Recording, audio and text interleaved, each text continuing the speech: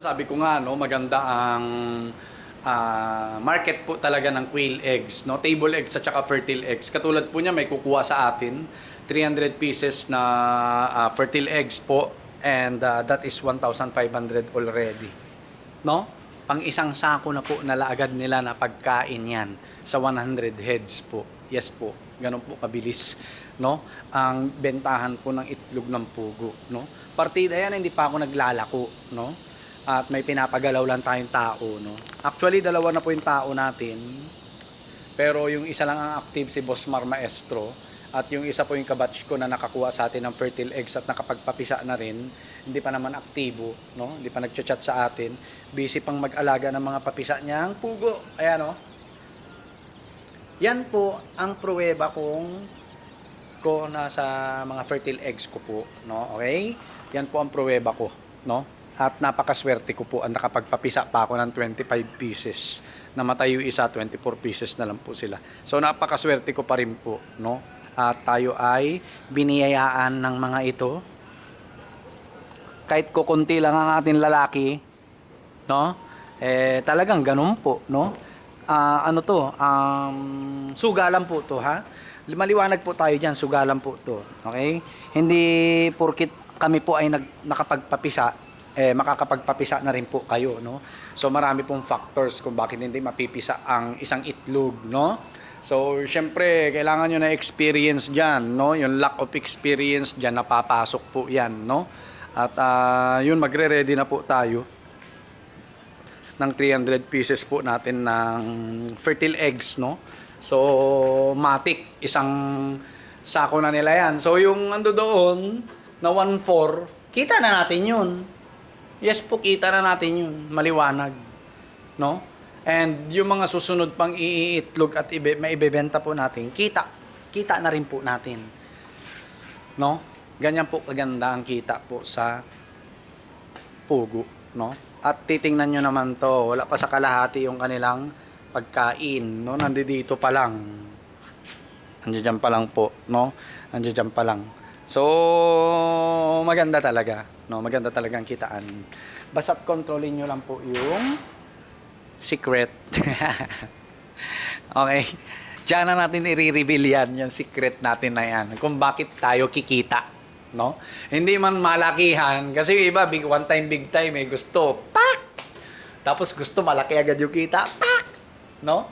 Tapos pag bumaba yung presyo na itlog, bagsak. Lugmok. No? Lugmok talaga. So may sikreto po tayo dyan. No? May sikreto tayo dyan. At mamaya na siguro natin gabi gagawa ng content po yan tungkol sa sikreto natin kung bakit nagtatribe pa rin tong pugo business natin or quail farming business po natin. No?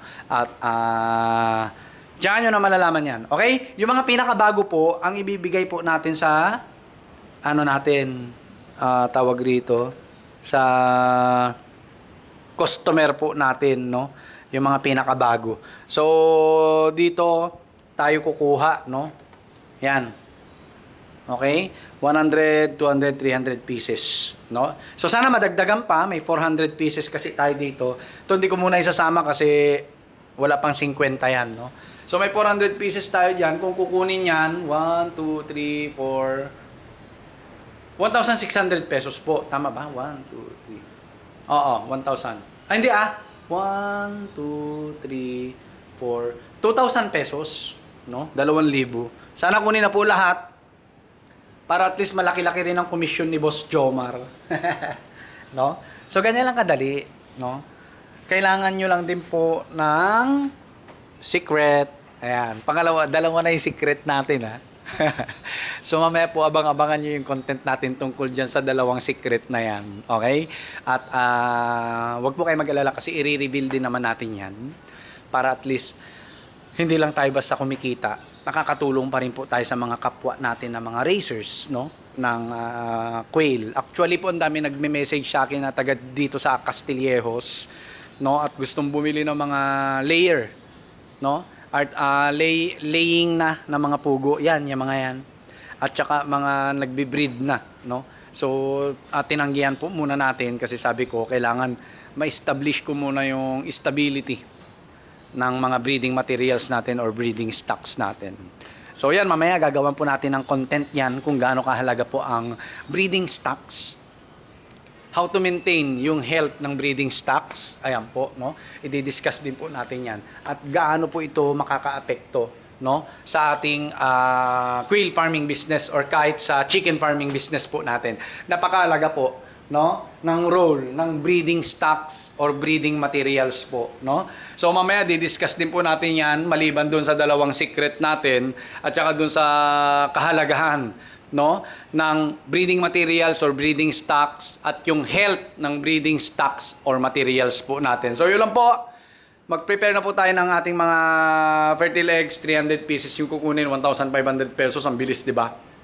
Para nakaisang araw na rin ako sa trabaho ko sa DepEd. Alright? So yun lang po. God bless po sa ating lahat. Peace!